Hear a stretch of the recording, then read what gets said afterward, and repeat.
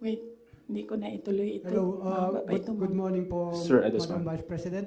Ang papa niyo po ang naggawa ng desisyon against all Filipinos na may libing si Marcos Sr. sa libigan ng mga bayani. Ano na po ang nangyari ngayon? Nakalimutan na po ba ng nakaupo ngayon? Maraming salamat po. Hindi ko alam. Pero isang beses sinabihan ko talaga si Senator Amy. Sabi ko sa kanya, kung hindi kayo tumigil, huhukayin ko yung tatay ninyo. Itatapon ko siya sa West Philippine Sea. Sinabihan ko si Senator Amy. One of these days, pupunta ako dun, kukunin ko yung katawan ng tatay nyo. Tapon ko yan dun sa West Philippine Sea. I don't think sumagot siya. Hindi ko maalala. Nandun pa yun sa group chat. Merong mga nakakita. May ibang tao. Pero Senator Amy naman, kilala niyo naman siya, di ba? Diretso yan magsalita. Hindi din yan, hindi siya, she's I believe, a sincere person. Hello mga palangga. Ayan, magandang araw sa inyong lahat. Kaya na kaya? Ngayon, grabe. Hindi ko kinaya yung, wait a minute. So, pala, okay naman yung sound ko, no? Okay. Yeah, I think we're good. Okay ba yung sound natin, mga palangging? So, hindi ko kinaya yung bomba na inilabas ngayong araw ni Inday Sara. Oh my God, talagang bongacious. Anyway, sa aking mga palangga, syempre mga palanggang OFW, i-promote muna natin si SendWave. Mabilis at tigas magpadala ng pera sa Pilipinas. Gamitin ang promo code Maharlika so you'll get extra credit if you're in Europe, UK, Canada, and Jamaica. Okay, now what? Ano ang reaksyon ng mga palangginging? Ma'am Parvina, how are you, my darling?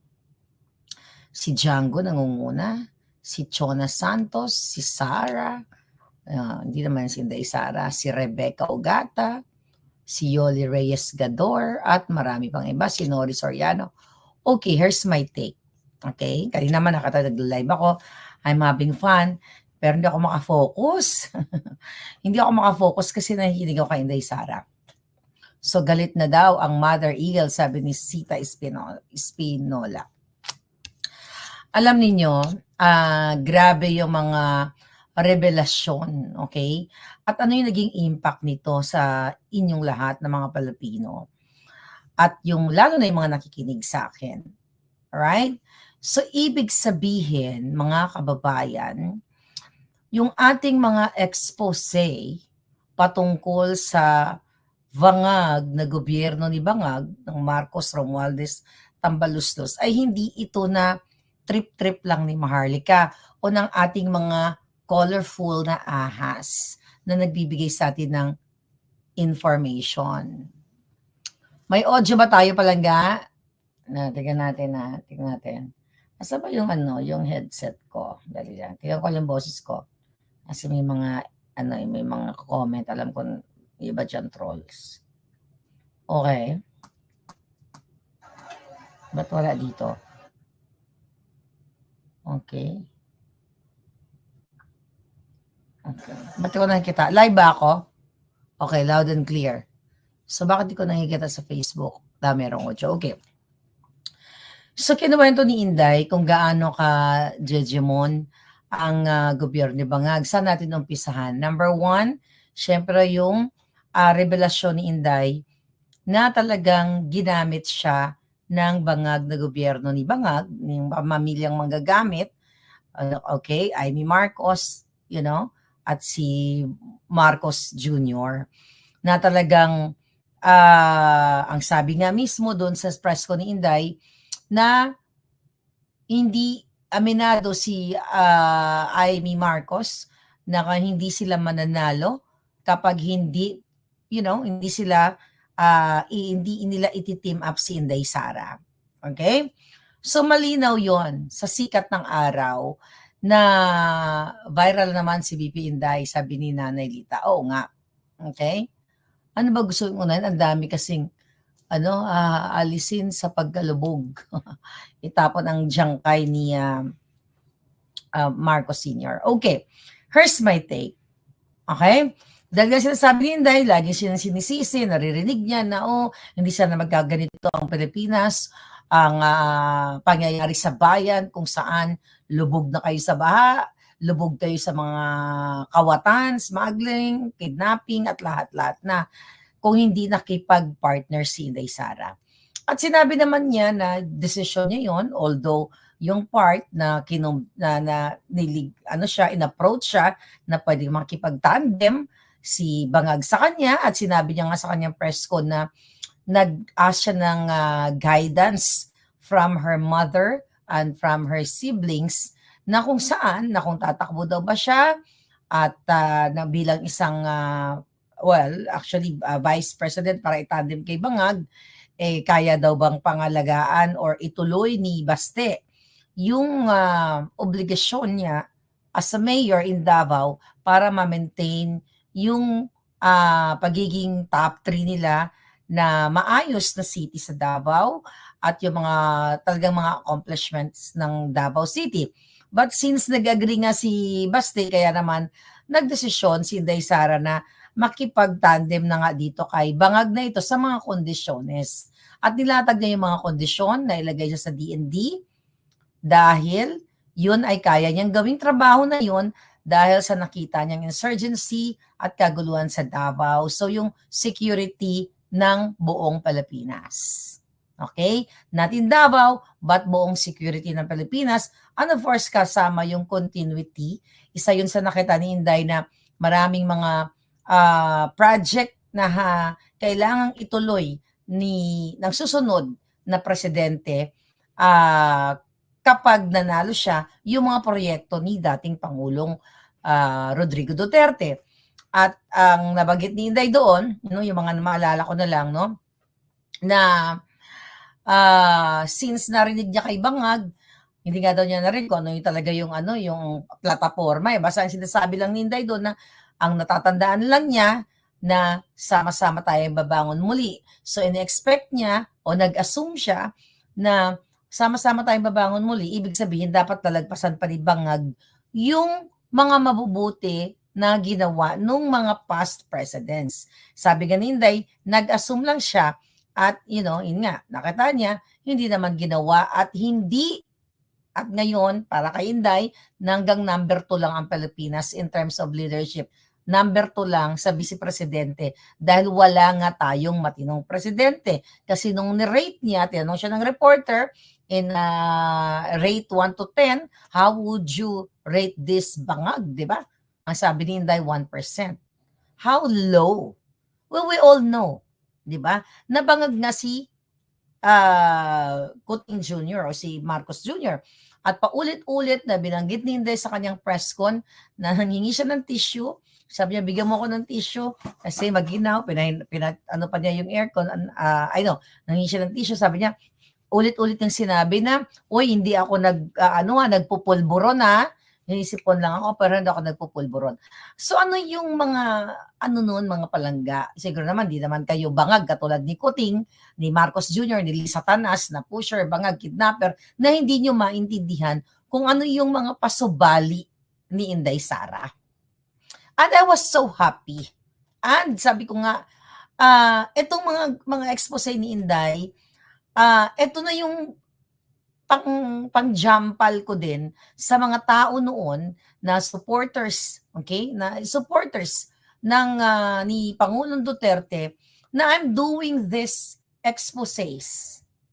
Yung mga expose ko at sinisisi nila ako dahil ito daw ay madadamay ang mga Duterte dahil sa mga expose ko at ito daw ay pagbabalingan ang mga Duterte.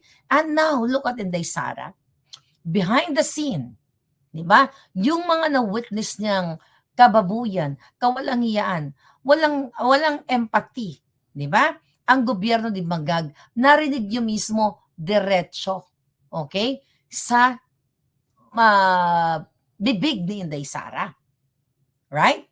Now, pinaliwanag ni Inday doon na hindi naman na ayaw ni Pangulong Duterte talaga na tumakbo siya dahil ayaw ni Pangulong Duterte na pagdaanan ni Inday yung napagdaanan niya bilang presidente. Nabanggit naman ni Pangulong Duterte dati dahil nga maliit pa yung mga anak ni Inday. At yun, nakita ni Pangulong Duterte talagang, as a president, naaawa siya sa kanyang anak na si Inday Sara na pagdaanan dahil maliliit pa nga yung mga bata.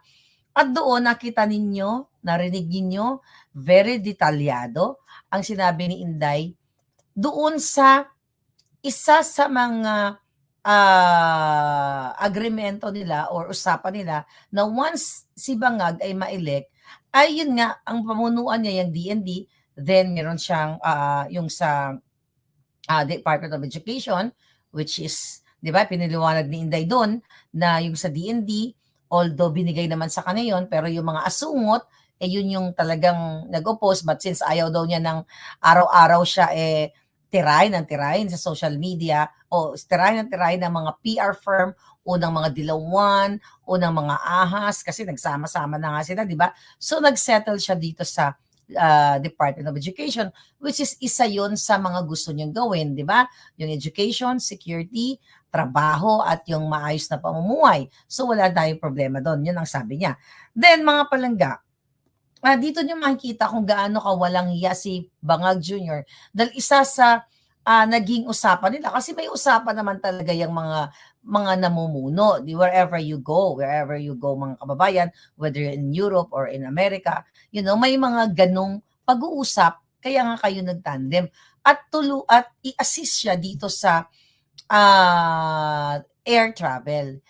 I have tried my best. Ano yung mini Inday na 250? I'm thinking about, is that flight? Ano yun? Sinasabi niyo na ibigay sa kanya o bigay sa kanya yung 250 na yun? Can you enlighten me, mga palangga? Yeah, kasi wala akong time na halongkatin lahat, but if you can help me. Alright? So ngayon, okay? Nakakatawa.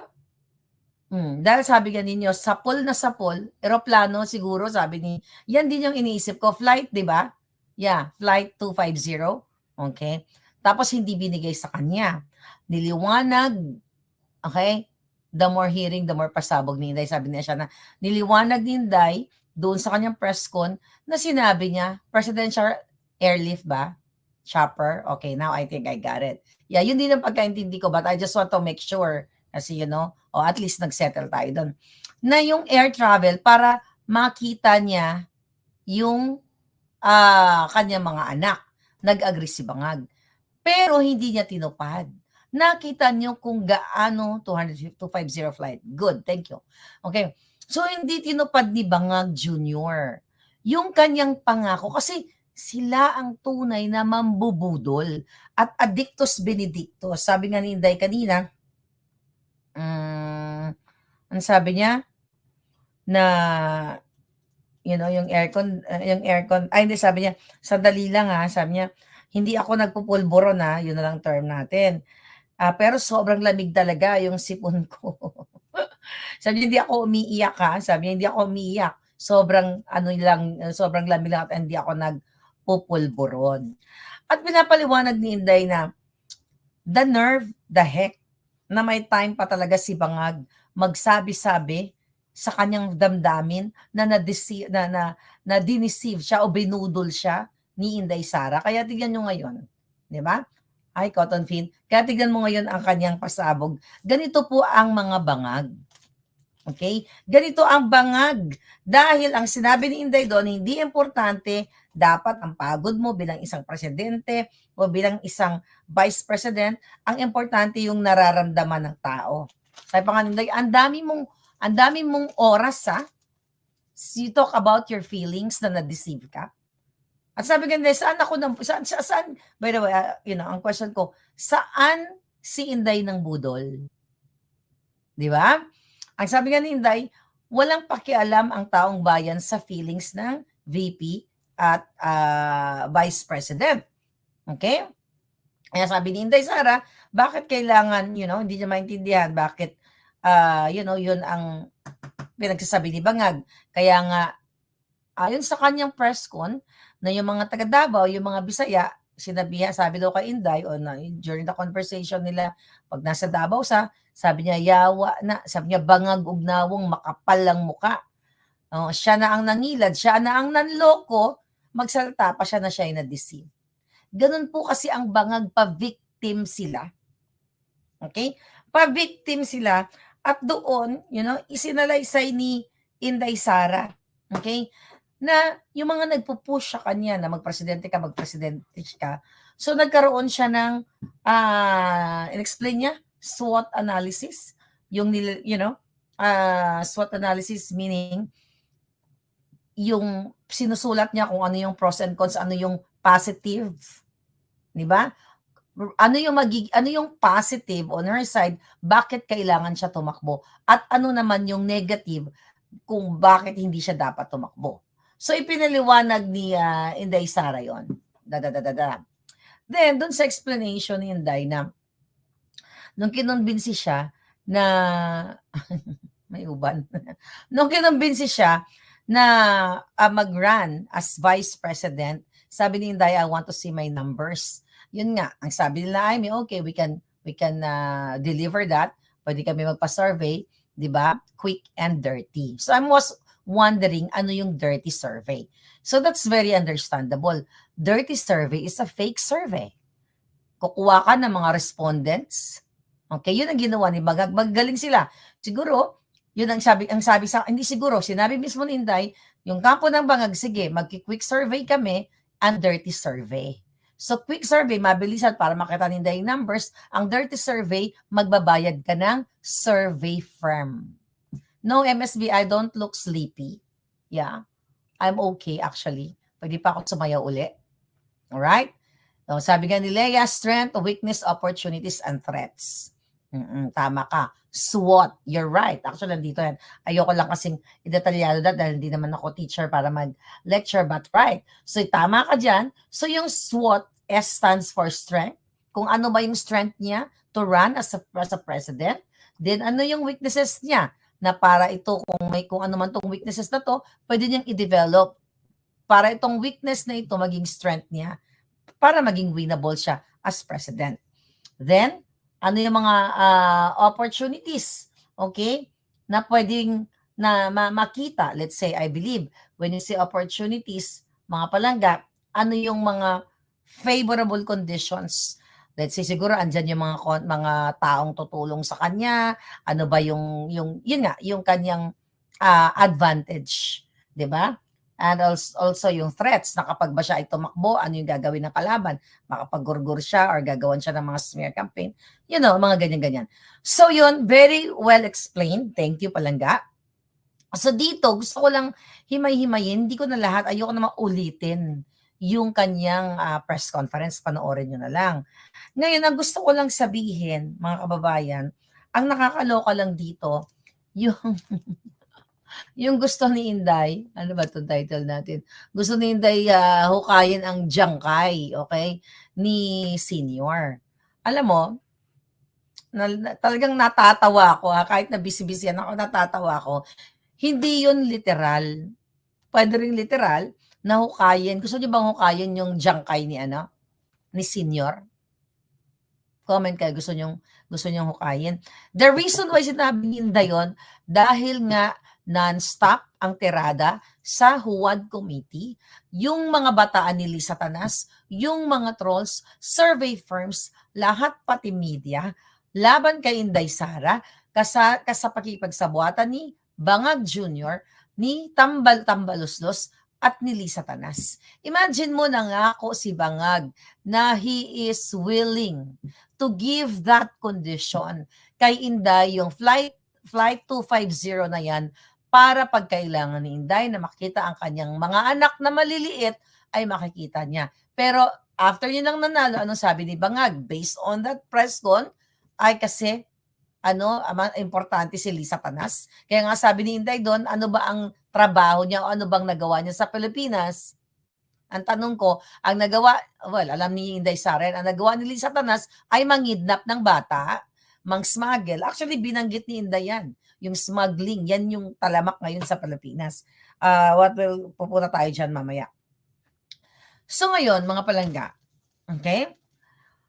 Imagine ninyo na magsalita si Inday Sara na one of these days, pupuntahan talaga niya yung jangkay ni Senior at jokayin niya yan, hukayin niya ng bonggang-bongga at itatapon niya sa West Philippine Sea dahil dyan sa mga gawa-gawa nilang fiasco or chaos dyan sa West Philippine Sea na again, aligned pa rin yan sa mga Duterte, sa mga kakampi or mga supporters ng Pangulong Duterte. Imagine mong hukayin. Huwag mong hukayin. Oo, hukayin ang sabi ni Lore. O, gusto niyo bang hukayin? Hukayin ang jangkay kapag dilila-tigilan si Inday. Sabi ni Marilu Fakahari, magbo-volunteer daw siya para manghukay. House of Crooks, okay? Sabi ni Sal Sasaki, walang utang na loob. Kinukwento ni Inday yon, yung hukayin niya yung jangkay ni Senior, sinabi niya kay Amy doon sa group chat. Okay, napanood ko, binalikan ko pa nga kahit na nagpa-party ako, yung earphone ko na nasa tenga ko talaga ng bonggang-bongga.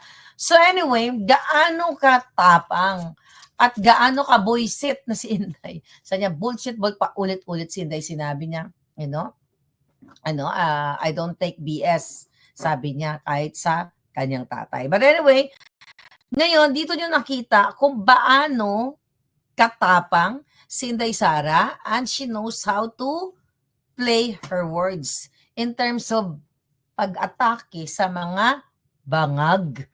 Siguro ngayon, umiikot na naman ang tumbong ni Bangag Jr. at ni Lisa Tanas dahil hindi nila kayang kontrolin, hindi nila kayang tapalan ang bibig ni Inday Sara, katulad ng mga media nandun na sa harap.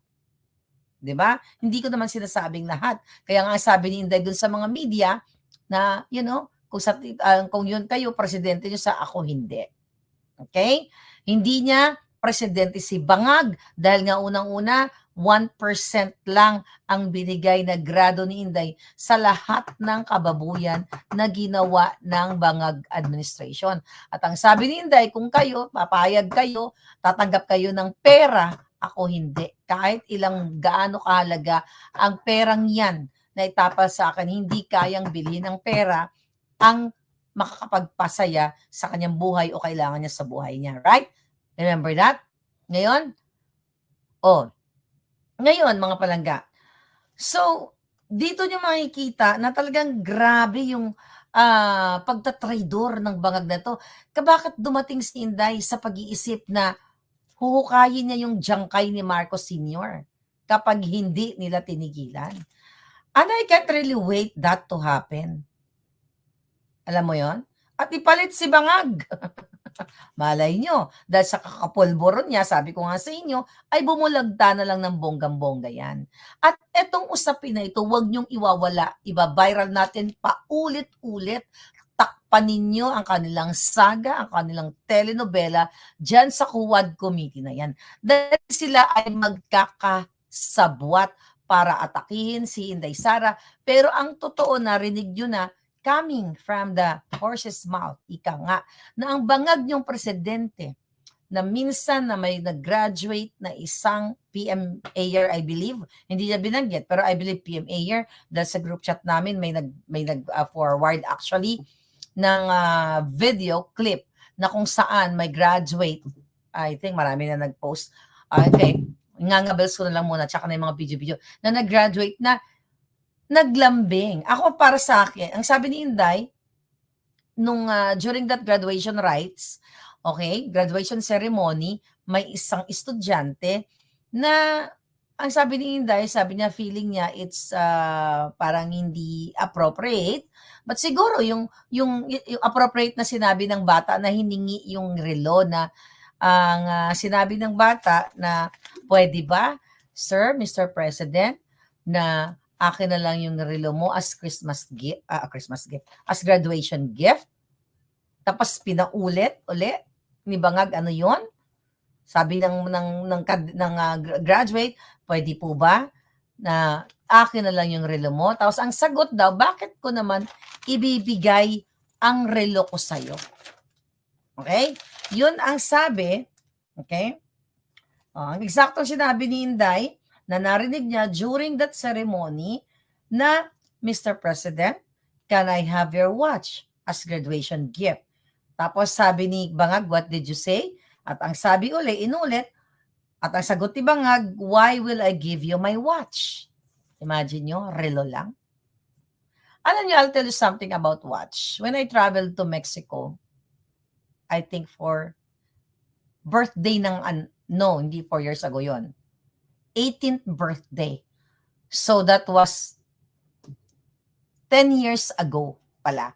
When I traveled to Mexico, 10 years ago, birthday ng anak ko, nagkabayo-kabayo kami dito sa, ito personal, hindi ako na naalala kasi we talk about watch. Nagkabayo-kabayo kami sa Ensenada, nag-horseback riding, ganyan. So yung naghila-hila ng kabayo, ng aming kabayo, ay siguro mga 10, 12 years old. Tapos ngayon, yung bata nagsasalta, nag-i-Espanyol siya. Tips, yun lang ang alam niya. Tips. Sabi ko, don't worry. Sabi ko nang gano'n, nagtatry ako na mag-Espanyol. Sabi ko nang give you dolares. Sabi ganyan-ganyan ako sa batang yon. Tapos sabi ko sa anak ko, ibibigay ko yung relo ko. Ma, sabi niya na gano'n, huwag mong bibigyan. Di ba mahal yung relo mo? Sabi ko, hindi naman mahal to. Michael Kors lang to. $300. That was during that time. So dahil 10 years, bigla ko naalala ngayon, binigay ko yung relo ko, walang kaabog-abog. Sabi ko kasi, anak, alam mo, yung batang yan, hindi niya ako makakalimutan. How much is Michael Kors, anak? Diba? $200, $300. Sabi ko, ibibigay ko na lang para makalimutan. Habang kinukwento ni Inday, yun yung watch ko. Mga palangga. Tapos yung bata, tip ko na sa kanya yun, maliban sa dolares, tip ko na sa kanya yun. Ay, yung bata, hindi ko tinataas yung bangko ko dito. Ngayon ko lang at chinika sa inyo to kasi naalala ko. Kasi sabi ko, yung batang yan, sabi ko lang, tignan mo, di ba, maswerte ka kasi ganito ka, ganyan. Yung batang yan, tignan mo, hinihila-hila yung kabayo.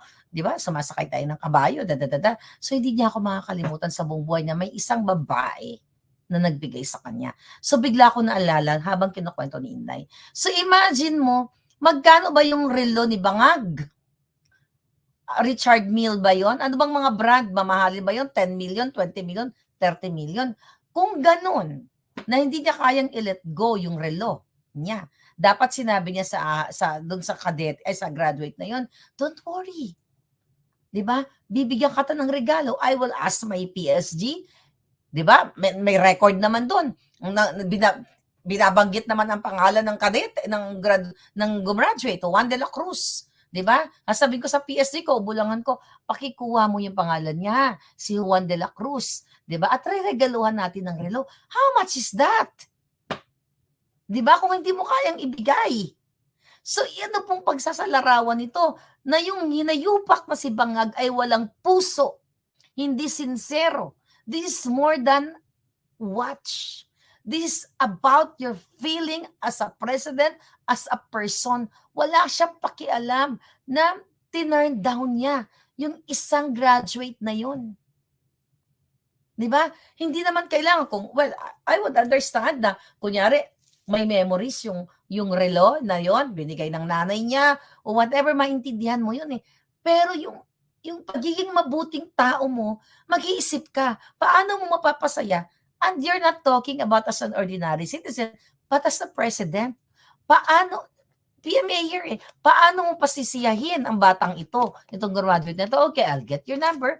Ano number mo? May phone naman yan. Or yung PSG mo. Sige, papadalang kita, ipapadala ko sa'yo.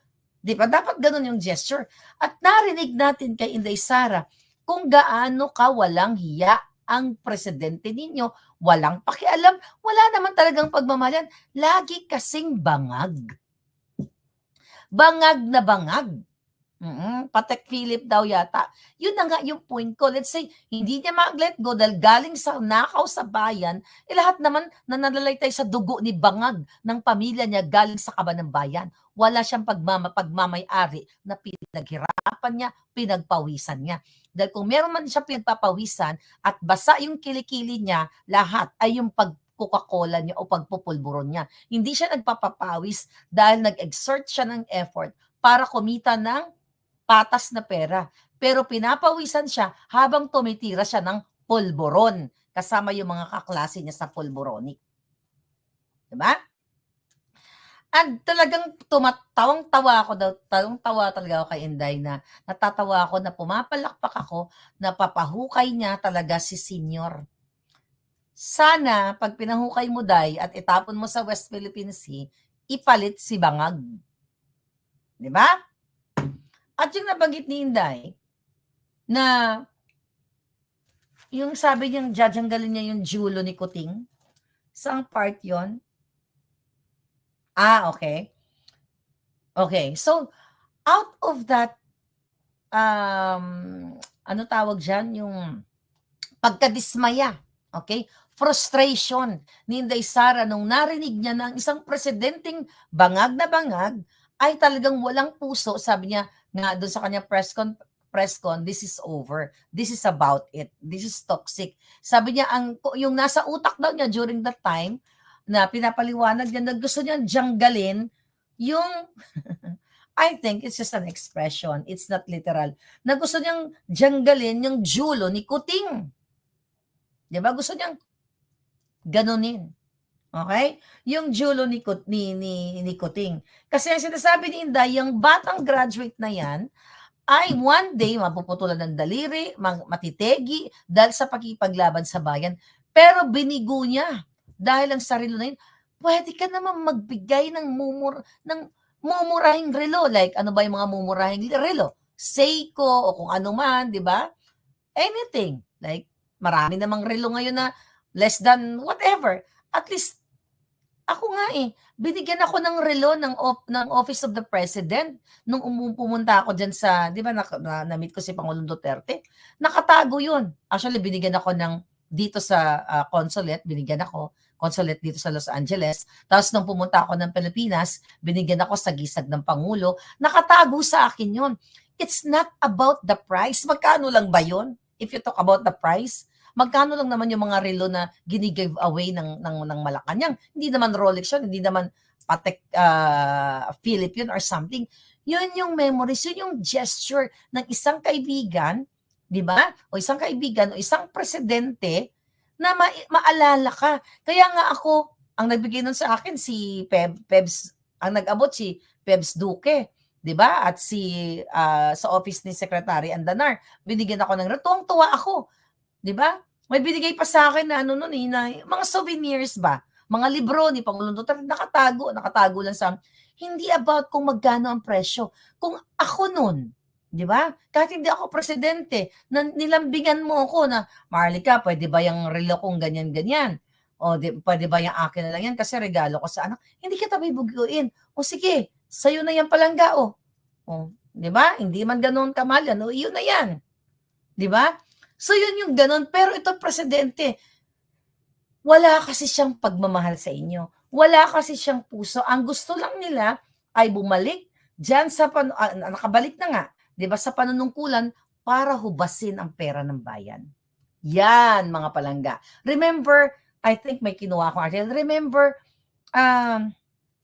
Pangulong Duterte, may nagganyan din sa kanya. May binigyan din siya in ito. May nag-post di ba? Anong year to? Okay? I think, ayan. This was in 2019. Binigyan ng relo, okay, ni Pangulong Duterte yung isang kadete mula sa PMA year din. Di ba? 2019, class of Mabalasik graduation rights. So, ibinahagi, ano bang relo na binigay ni Pangulong Duterte? Anyway, sabi nga ni Save the Philippines, people power na. Talamak na. Imagine nyo kung ang presidente nyo, 1 lang ang rating coming from the vice president. What are you doing now? Narinig nyo na. Ni relo ipinagdamot. Again, mga palangga, this is not about the price. Kahit sabi ko nga, 2,000 pesos, 3,000 pesos na relo. Anyway, ang mga ang bawat administration, may mga giveaway sila. Di ba? May mga souvenir sila. Ano man, sige, I will give you a watch na may nakalagay na sa gisag ng Pangulo, dadagdagan ko pa ng ganito na ganyan, mga souvenir eklabush, I will send it to your home. Di ba? Yun yung magandang gesture. Sasabihin niya, why should I give you my watch? Di ba? Ibig sabihin, Walang kwenta si Bangag. You know already na walang kwenta. Addictus benedictus ang jutang ginimis. Di ba? Yun lang po, mga kababayan. At saka may lumalabas na ngayon, ito. Okay? Ayan, may mga naggawa na ng ito yata, ayan, 'di ba? Ay, sorry, naka-green screen kasi. Anyway, andiyan naman, may kumuha na ng mga clip. Anong klaseng demonyo to si Bangag? Mga kababayan, ulit-ulitin ko, kung mahal man ang relo niya, kung may sentimental value man, maintindihan mo.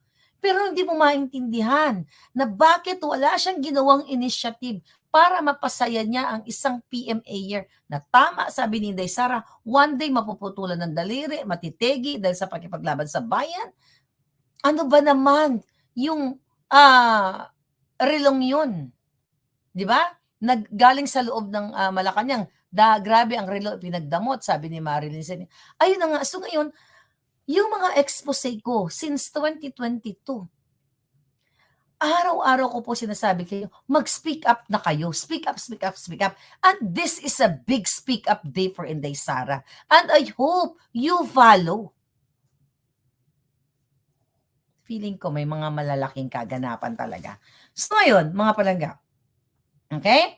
Piniliwanag na ni Inday yun, na talagang niligawan, siya, talagang kinulit-kulit sila ni Amy, nagulat na lang siya, nung nasa Cebu siya, nandoon din sila, kinakausap, nagpanggap-panggap pa nga daw, gumagawa ng parang party-party si Tambalos-los doon, para, in-invite siya. Sarah was just very nice, pero talagang grabe, talagang, hindi ko, alam mo, ang galing eh. Yan ang, iba-iba tayo ng personality. Si Inday mahinahon, pero grabe yung mga tirada, parang Hiroshima. You know what I mean? You know what I mean, di ba? So dito mo makikita, mga palangga, na itong si Amy manggagamit ang mga bangag, di ba? Sinasabi nila mismo na hindi sila mananalo kapag hindi sumabay o tumandem si Inday Sara. Tapos ngayon, mga walang utang na loob. Actually, hindi naman sinabi ni Inday na, okay na nga daw sa kanya kung hindi na ibigay yung flight 250 na yan in case of, kailangan niyang bumalik. Malit na bagay, nagawa niya ng paraan, paano niya i-deal yung problema niya, paano maka-go back and forth pag uwi sa kanyang pamilya, sa kanyang mga anak, Pero mga palangga, nakikita mo dun sa story na consistent, detalyado ang mga pangyayari. Yan kasi ang mga ganyang klaseng information kapag first hand or yun mismo ang naka-witness o nakaranas. Katulad na lamang, isingit ko lang, si Cathy Binag na kinukwento kung gaano ka-addictus benedictus si Lisa Tanas at si Bangag. Detalyado yung sasabi ni Inday sa mga kwento kung paano siya kinulit, niligawan, in-approach ng pamilyang Bangag para lang tumakbo sa noong 2022 para lang manalo sila. My God. Sabi ni Cotton Pin, talagang VP Inday is so bold. Gusto ko yung drag me. Sabi niya, tama, papunta tayo dyan. Drag me to hell. Okay? Napanood niyo ba yung movie na yon? Sabi ni Palangga. Dapat lang kasi walang utang na loob ang mga Marcos, kaya tama na yan na ipahukay, sabi ni Cherry. Okay, mga Palangga. So, ang sinasabi ni Inday doon I think, nagsabi siya kaya niya nasabi yung drag me to hell kasi 'di ba tinitira-tira siya at nag-advise daw siya I think ni Villar na parang kahit na mag-mayor ka, okay, pupuntahan ka pa rin nila, titira, parang hindi ka nila titigilan. So nagbibigay ng halimbawa si Inday doon na what if kung mayor siya, tatanggalin siya ni Bangag o ni Lenny dahil parehong parehong mortal enemy nila mga Duterte dahil galit sila sa tamang pamumuno. Gusto kasi nila yung pangbangag. So sinasabi ni Inday na natawa ako doon nung sinabi niya na drag me to hell, dalhin niyo ako sa impyerno at pagdating doon ako pa rin ang presidente ng impyerno. Yung understanding ko doon, mga palangga, I think Inday referring to herself na siya yung impyerno sa buhay o sa buhay o sa pangarap ng mga bangag in 2028 para sa kanilang pagpanatili sa kanilang pwesto. Which is yung gusto. Yun ang gusto ng mga bangag. Tama ba? Tama ba yung interpretation natin doon? Ganon din ba yung interpretation ninyo? Okay? Okay. Sabi ni Sia, galit kayo kay bangag ko, kakatamba, tuslukin nyo na ang like. Sabi ni Orlando, correct. Okay? Naawa ako kay Inday Sara kasi di nila tinitigilan. Pero kala ng mga ngagba, makakaya nila si Inday. No, huwag kayong maawa kay Inday. Kasi sabi nga ni Inday dun sa kanyang press con na I think, yung sinabi ko na sa inyo, may adya ang Diyos. Diba? Kung bakit kailangan mangyari. Eto yun. Na nakita nyo taong bayan. You think kung hindi naging ganito ang nangyari, makikita natin kung gaano kabangag ang gobyerno ni Marcos o ang mga Marcos, Araneta, Romualdez. So may purpose ang Panginoon. Tama yun.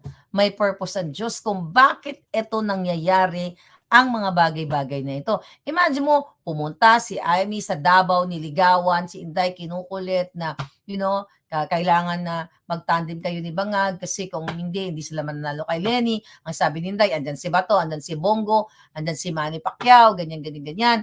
Tapos hindi ayaw ni Amy kasi siguro nakikita niya na yung tsansa. Si Pacquiao ayaw dahil ang sabi daw ni Pacquiao, kinausap siya ng Diyos para tumakbo ng pagka-presidente. So yung mga ganong ganong eksena. Di ba? So ngayon, mga palangga, okay?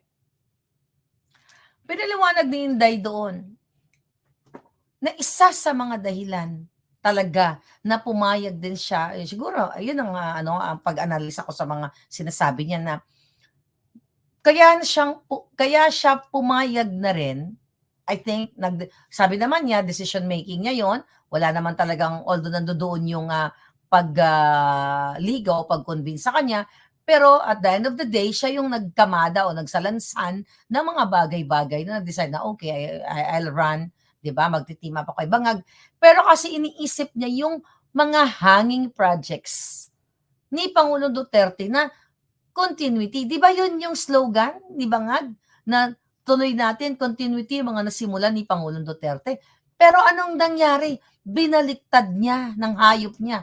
Yung continuity para panagutin ang mga pulboronic lord, baliktad.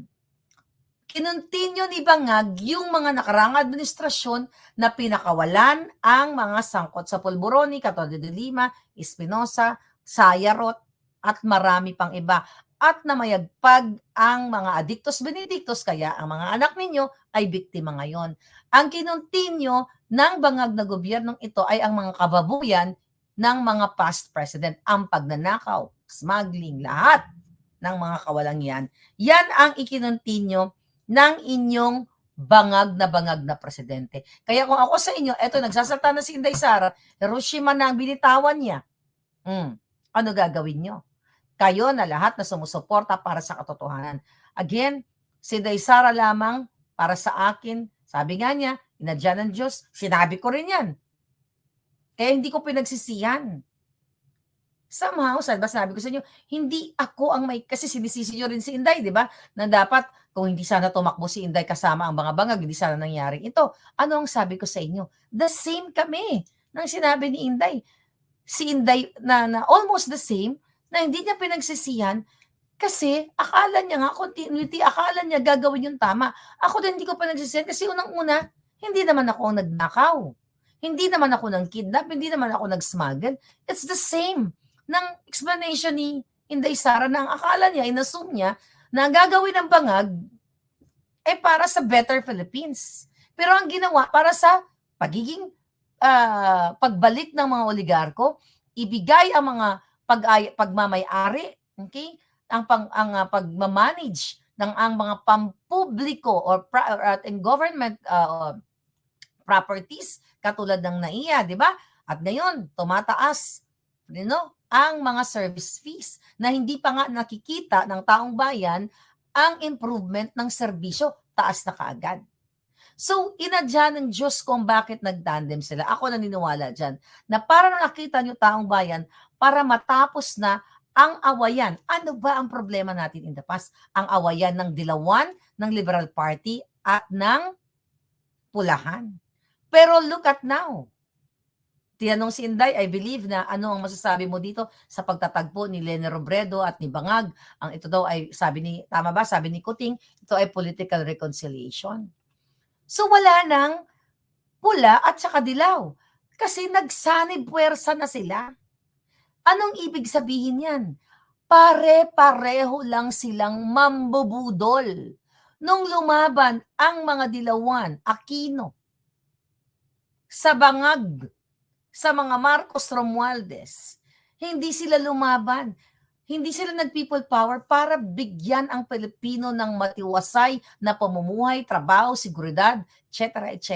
Kung di personal. Dahil kung merong paninindigan ang mga Aquino, ang Liberal Party, never ever silang tatandem muli dito kay Bangag. Kasi yan nga ang slogan nila, never again. Kung meron man dito unang magpahukay kay Senior, walang iba kundi si Kiko Matching. Di ba? Siya ang unang gustong magpahukay. Pero ngayon, tignan mo, magkakapareho na sila. Ibig sabihin, ang dilaw at pula ay mga walang kaluluwa. Walang prinsipyo. Walang pagmamahal sa inyo. Dahil kayong mga dilawang support, I'm not yung mga supporters, kayong mga sumusuporta sa dilaw na mga politiko, kayo yun ang away sa akin dati. Di ba? Na never again si Maharlika supporter ng magnanakaw. Si Maharlika sinusuportahan ang kawatan, ang nanggugurgur. But kayo yun. Pero ngayon, tama si Day, nagsanib puwersa na sila. This is about Dilawan, Pulahan. Sabi nga ni Inday, Dilawan, Pulahan, smuggler, lahat ng masasamang elemento versus kay Inday Sara. And that's true. Diba? Paulit-ulit ko sinasabi sa inyo, una sana kayong mga palanggang Dilawan, hindi ba dapat magkakampi tayo? Dahil ako, as early as August of 2022, nakita ko na mambubudol ang Bangag Junior na ito, si Lisa Tanas, dahil yung sinabi nila, yung laban nila sa electoral protest dyan kay Lene Robredo, na sinasabi nila na magkaroon ng tamang halalan, di ba?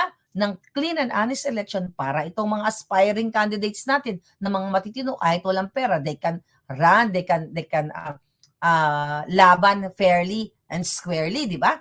Pero isa yan sa dahilan kung bakit ako nanindigan na ang Bangag na ito sinungaling. Ang Bangag na si Lisa Tanas at si Marcos Jr., hindi totoo ang laban nila sa clean and honest election. Dahil yun nga, in-expose ni Glenn Chong yan, ni Atty. Glenn Chong, na si Lisa Tanas at ang kampo ni Bangag ay nakipagsabwatan sa Smartmatic para dayain ang eleksyon. Pinaliwanag din yan ng mga eksperto na hindi 31 million ang nakuha ni Bangag Jr. Pwedeng panalo siya pero like nasa 20 million lang. So now narinig nyo na kung sino ang dilaw at kung sino ang pula. Si Dilima na lumantak ng saba, galit na galit sa mga diktador kay Marcos. Diba? Isama mo si Leni, si Trillanes, si Pangilinan, lahat sila. Kayong mga palangga na common tao, I'm referring you from the sector of what?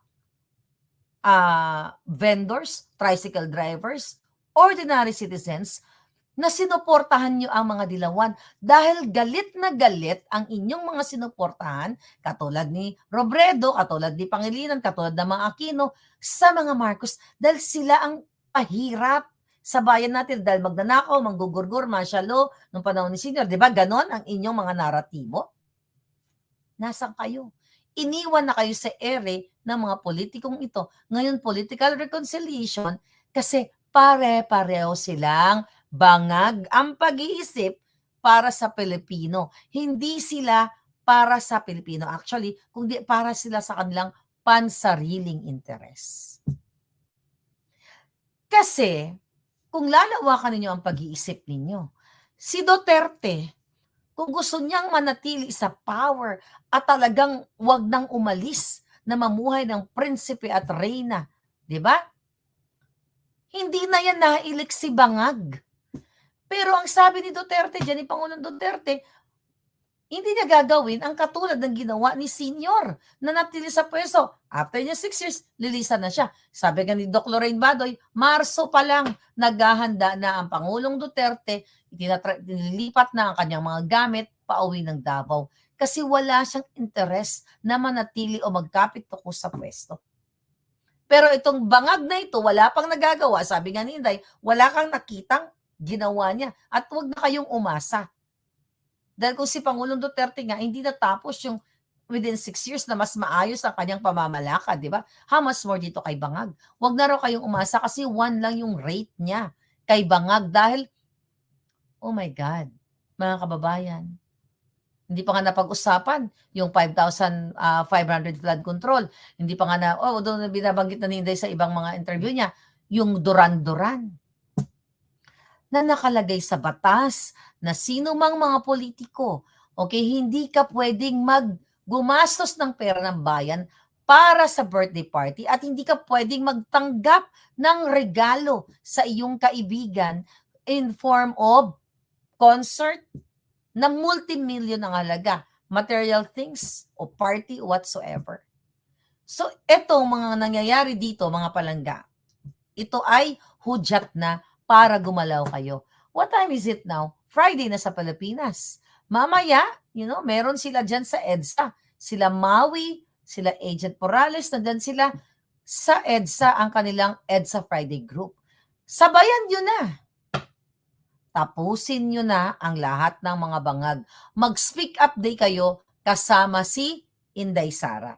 Now, what else ang kanyang mga sinabi? Actually, mahaba yung 2 hours yung ni Inday. Pero gustong-gusto ko yung sinabi niya, drag me to hell. Ako pa rin ang presidente sa hell. Ako pa rin ang presidente dun sa impyerno. Yun yung mga grabe, yung janggalin yung julo, hukayin ang jangkay, di ba? So ngayon, mga palangga, nakita nyo kung gaano talaga kawalang hiya. Okay? Itong bangag na ito, na the nerve na magbabagsasabi pa ang tawagan ni Inday sa kanya, Mr. Deception, siya pa raw yung nabudol. Ang kapal na mukha mo, Bangag. Sana kunin ka na ng bulating hinayupa ka. Number 1 daw sila sa lahat ng katiwalian. Yes, sabi ni Kate Watson. Yes, number 1 sila sa lahat. Number 1, bagsak ang rating. Number 1 sa lahat ng direksyon ng kasamaan. Smuggling. Sinulat ko yun yung sinabi ni Inday kanina para hindi ko makalimutan. O, sabi ni Inday, nagsama-sama na sila. 1% lang ang rating ko ding NPA, dayuhan, smuggler, mga adiktos. Okay? Liberal versus Inday. Diba? So, yun, mga palangga. At, paulit-ulit na sinabi ni Inday, okay? Okay, paulit-ulit niya na hindi totoo, okay, hindi totoo na pinatatakbo siya ni Pangulong Duterte as president during that time. But you know that already, mga palangga. Pero lagi diniin niya sa kanyang press con na ang gusto talaga niya yung D&D DepEd, 'di ba? Yung 3 kondisyon. Well, natupad yung DepEd, kaso lang, 'di ba? Dahil ayaw na nga niya, toxic na. Nakita na to nila lahat ng sinasabi ko sa inyo. Nasa book pa nga ni Attorney Vic Rodriguez lahat yun, 'di ba? Lahat ng sinasabi ko sa inyo, for sure bago dumating sa akin yun, nakarating na kay Inday Sara. So this is not about me. Katulad ng mga hunghang na sinasabi for the content only, na, si Marley kasi sinisira ang mga Duterte. So si Sara ngayon, sinisira niya yung sarili niya? So, make up your mind. I am feeling vindicated sa mga ginagawa ni Inday Sara ngayon na siya na mismo nagsasabi kung gaano kawalang hiya itong bangag na administrasyon. Napakasinungaling. Di ba si Lisa ang gumagamit ng Flight 250? For what? Para mag-swinger? Mag-swing-swing? Ginagamit ba ni Lisa Tanasian para i-transport? Para lumipad siya para ilipad ang pera ng bayan kung saan man? O magpa-tsuk-tsak chenes sa Russian or something. Di ba mayroon ako expose sa inyo na ganyan? Na sa akin puting ahas, nagpapahanap siya ng kajirjiran. Diyan ba ginagamit ni Lisa Tanas? At walang mandato si Lisa Tanas. Hindi siya binoto ng taong bayan.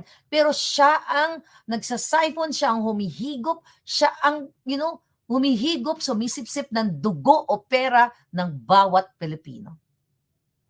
At maganda yung sinabi ni Inday na yung tungkol sa, I think, kung tama ang pagkakaalala ko na as a president, kung tatakbo siya, kung dumating man yung point na yan, parang gusto niyang umikot, at least may ikot niya na yung buong Pilipinas, di ba? At makikita niyo yung mga, not only Philippines, all over the world, na kung saan merong OFW, na ang sabi niya, nakatuwang ang mga OFW sa pagpapalago ng ekonomiya. I really love that. At may share daw niya yung mga ginawa nilang mga accomplishments sa Davao, baka sakaling ma-inspire o ma-admire o gayahin din yung mga kabutihan na ginagawa nila sa Davao City. Very detalyado mga palangga. Napaka-detalyado talaga. Dahil mismo, ang sabi nga ni Inday doon na hindi marunong maging presidente ang nakaupo. Paano naman maging marunong maging presidente yan? Si Lisa Tanas lahat. Sabi ko nga sa inyo, nasa book ni Attorney Vic Rodriguez yun. Ang alam lang ni Bangag ay suminghot. Di ba nakita nyo dito? Residue. Dito, residue. Okay? Lalanis ako Residue, mga palangga. Okay? Residue ng pulburon during araw ng kagitingan. At the fact na paulit-ulit, tapos may binanggit pa si Inday doon na meron daw yata siyang taga Davao na mayor ba yun o governor, na tinatanong siya na bakit, parang sinasabihan na suportahan si Bangag. Sabi niya, hindi daw niya masuportahan kasi nakita ng dalawang mata niya.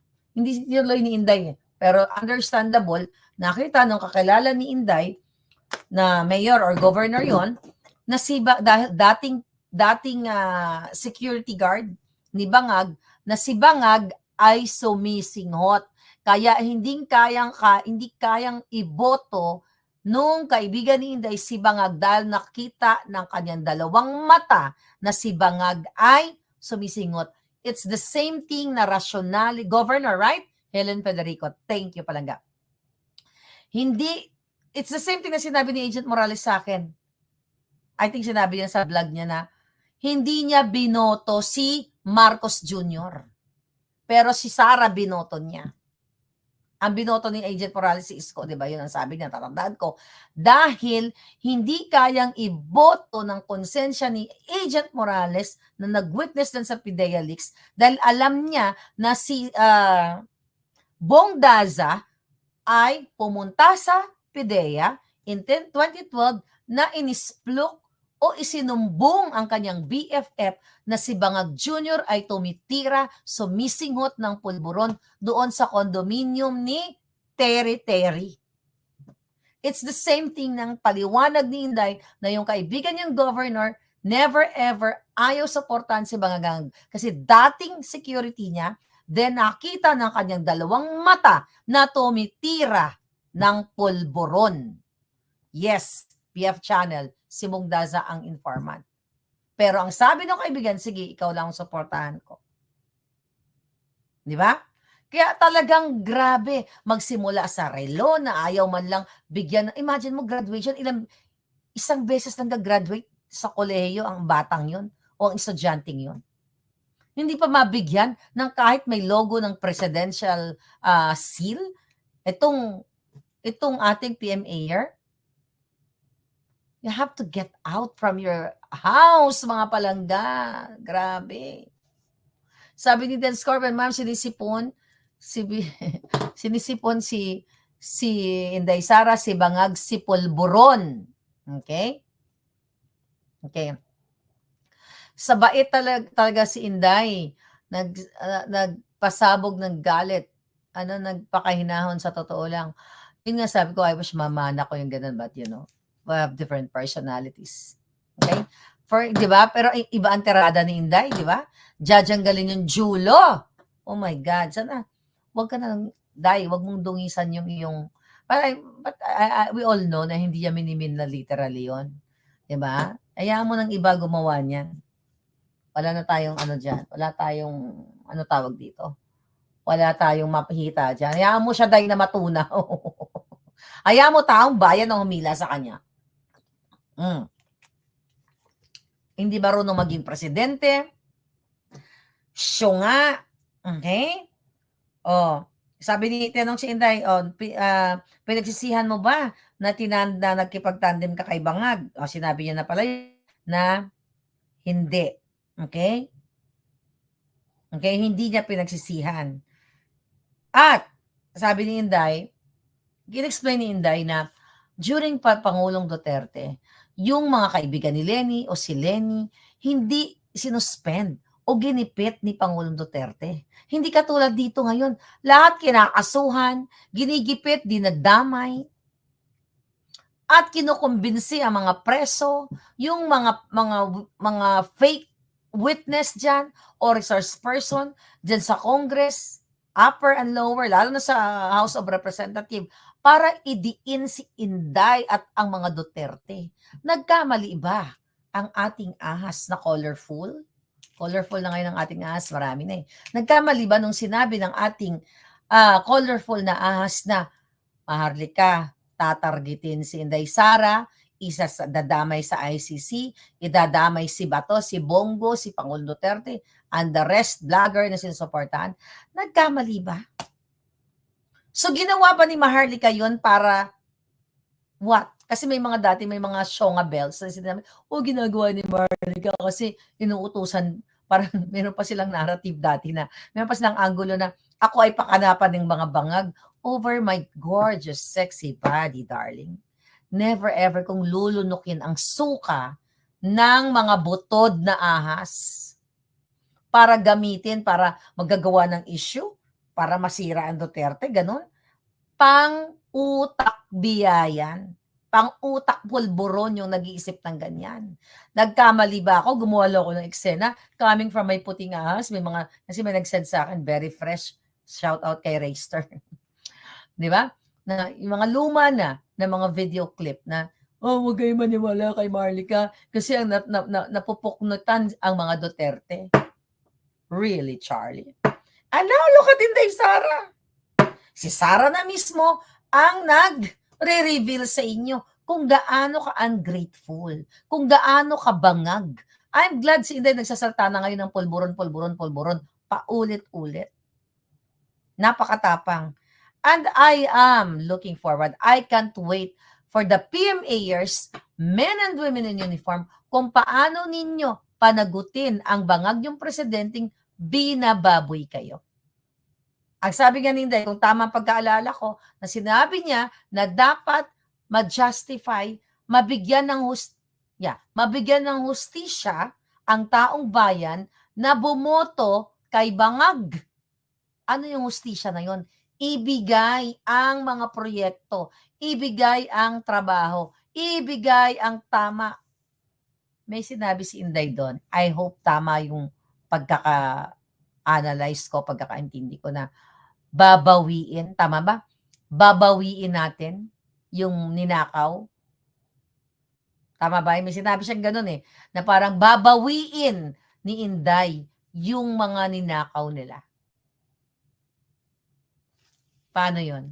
Hindi exactly ninakaw, babawiin yung para sa bayan. Dahil sabi ko sa'yo, paulit-ulit ko, ipasuka mo kay Lisa. Nandyan sa tiyan niya lahat.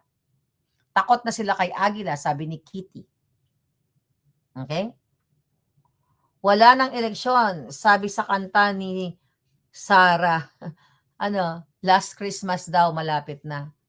I told you, di ba? Sinabi ko yan.